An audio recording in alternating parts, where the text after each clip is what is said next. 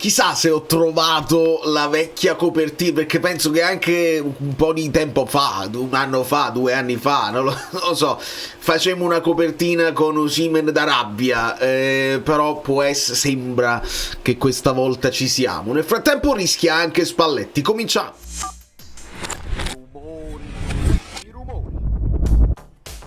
Allora, amici bellini, do il benvenuto a Luca Liberti e a tutti i nuovi iscritti. Chissà se qualcuno si è iscritto dal video di ieri, che è un video più generale, che parla sull'Italia, parla meno del Napoli.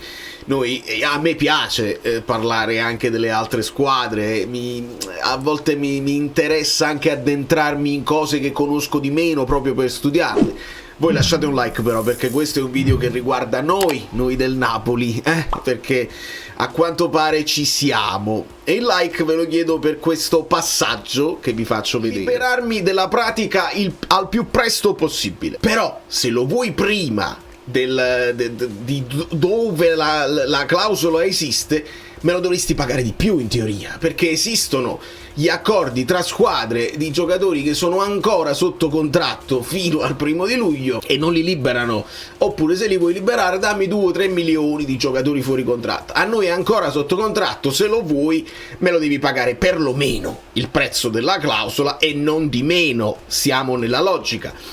Io dicevo queste parole qua circa 21 ore fa, 22 ore fa, una cosa del genere, e poi oggi, tipo 4 ore fa... Il valore della clausola, 1° 15 luglio, non è che se vuoi anticipare mi devi dare di meno perché pensi di fare il furbo.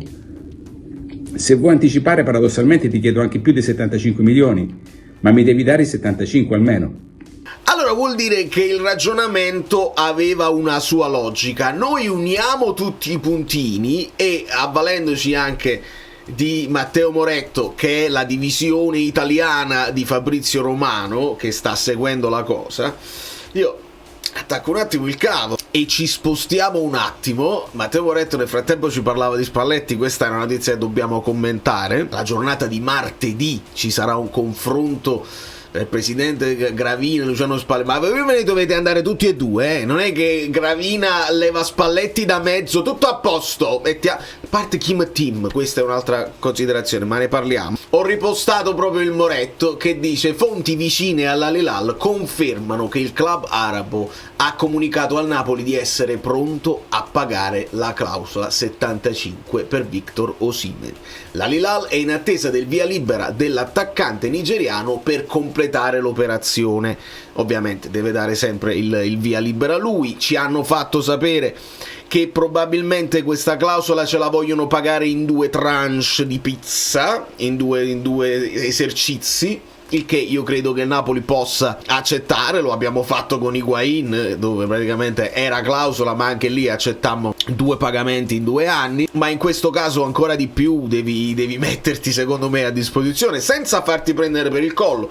Qua, secondo me, vi ripeto, molto bene il Napoli, perché se lo vuoi prima della finestra della clausola e lo vuoi utilizzare al Mondiale per Cup, me lo devi pagare me lo devi pagare quello che è il valore che io ho stabilito e che anche Osimhen ha stabilito in sede del rinnovo di contratto, quando si è poi aumentato l'ingaggio e si è messo la nuova clausola. Di conseguenza 2 tranche va benissimo, pare che abbiano aumentato anche l'offerta a lui a livello di ingaggio. Victor, vai tranquillo, non vai in una squadra sconosciuta, vai in un campionato emergente che sta crescendo, c'è un gran progetto di calcio, vai in una squadra allenata da un allenatore esperto che ha portato 6 trofei in 4 anni all'Inter, non poco. L'Inter deve prendere un Kivu per il mal di testa, ma è un mal di testa forte, quindi prendiamo un Kivu contro il mal di testa.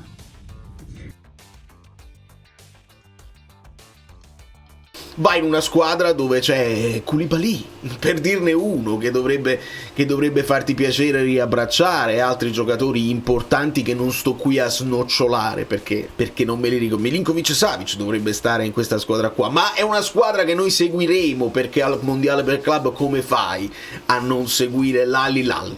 Quindi vai liscio, vai tranquillo e separiamoci però con grande tranquillità, senza accuse, senza insulti. Io resto gratissimo a Victor per quello che ha fatto nell'anno dello scudetto, anche prima, nell'anno successivo poca roba come tutti, diciamocelo, senza problemi. Non si è potuto fare di più. Tu ci hai fatto sapere che il tuo ciclo a Napoli era finito, lo abbiamo accettato, ciao. Adesso però non mettiamoci a tuzzo, tocca a te fare l'ultimo passo, salutiamoci con grande calma. Non ti accompagno in braccio perché hai la possibilità di andare con le tue gambe.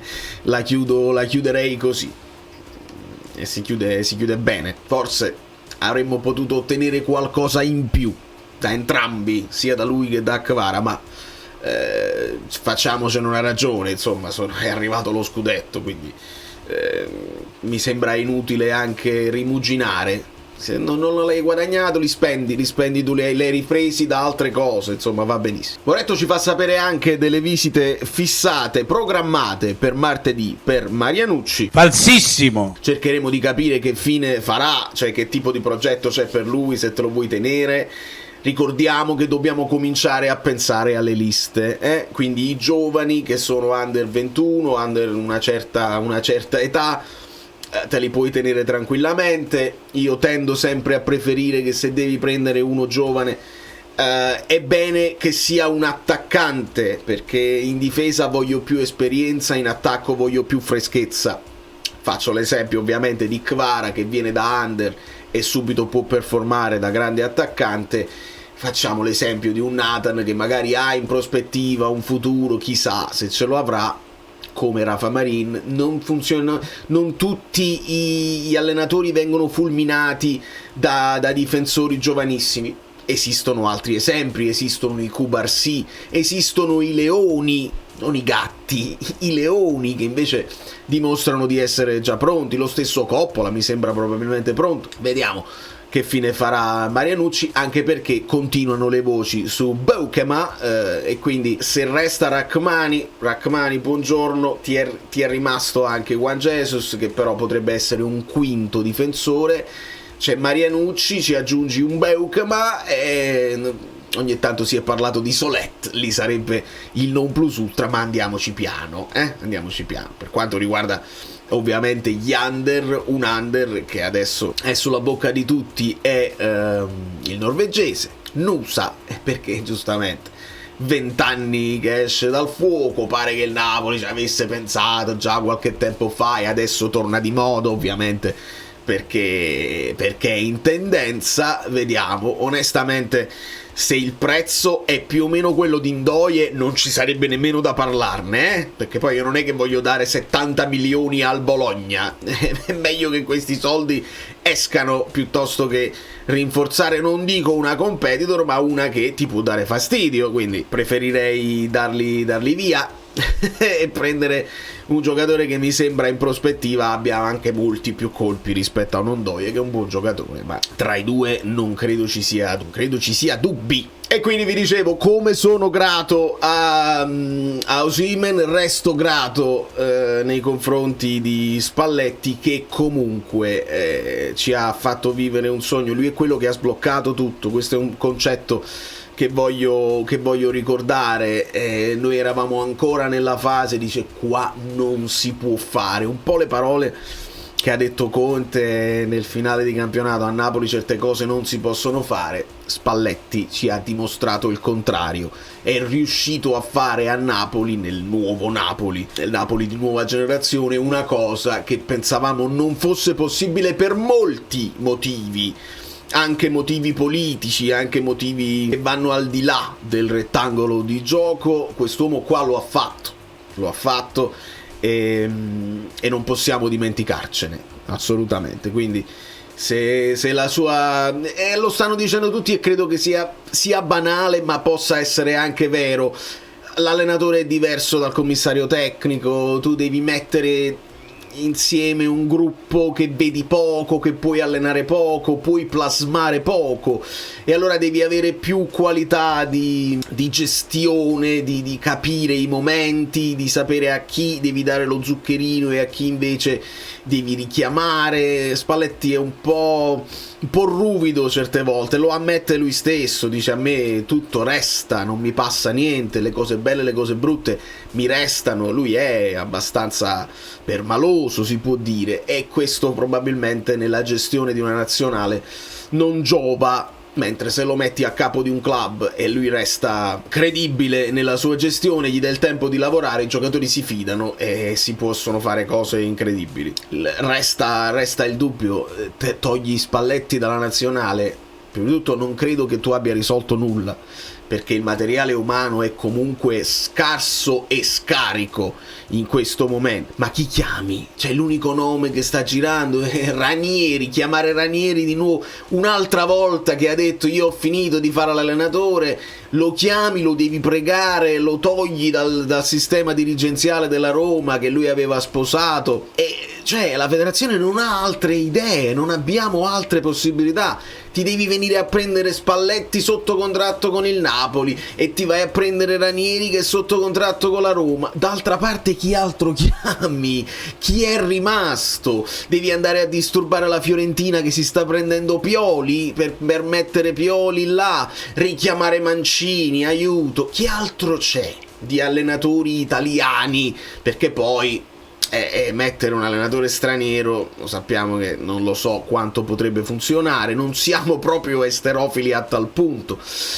Chi allenatori italiani? Davide Nicola. Ancelotti è stato preso dal Brasile, quella poteva essere un'idea, il non plus ultra della gestione, però ad oggi veramente vado in grossa difficoltà nel pensare a chi potrebbe rivelare è quando togli rilevare l'incarico e far bene con questa nazionale. Veramente non saprei dove. Ballardini?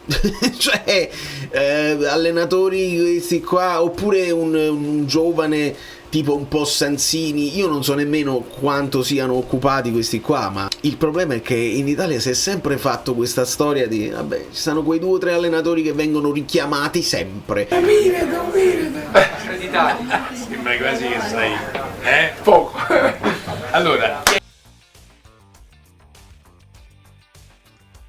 a prescindere da come fanno, se sei retrocesso, vabbè, ti richiamo lo stesso. È dura ed è una bella gatta da pelare, da pelato. Tant'è, amici bellini, vi ringrazio dell'ascolto, della vostra presenza e dei vostri like. Credo che ci siamo, io vado a lavorare, ci teniamo ovviamente in contatto sempre, vita natural durante, per le ultime novità, se ce ne saranno. Noi saremo qui a commentarle con grande entusiasmo, in attesa, perché il Milan pare che stia affondando per Modric. Noi adesso dobbiamo rispondere con un grande Kevin De Bruyne, numero 17, numero 7. Nella sua carriera ha avuto anche il numero 14, spesso e volentieri. Chissà.